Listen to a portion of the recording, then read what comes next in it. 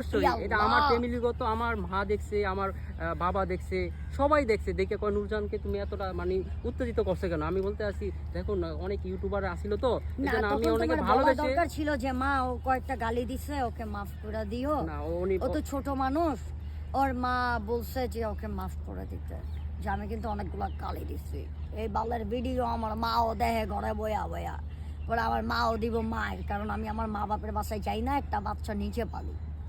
আমাকে কিন্তু রাগারাগি করছে, তোমাকে কিন্তু রাগারাগি না, করে। তোমাদের রাগারাগি করেছে, আমি আবার গালিও দিয়েছি অনেকগুলো। তোমার মা যত ভিডিওটা দেখেছে, আরো 10টা মা ভিডিওটা দেখেছে, তাহলে অবশ্যই আমার ফ্যামিলির কেউ না কেউ ভিডিওটা দেখছে।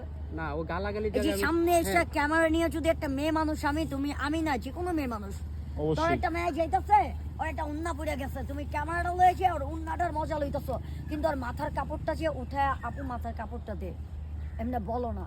এরকম আমার যদি 10-12 জন ক্যামেরায় নেয়, তখন বলবা যে নূরজাহান আপু থেকে সরে যাও।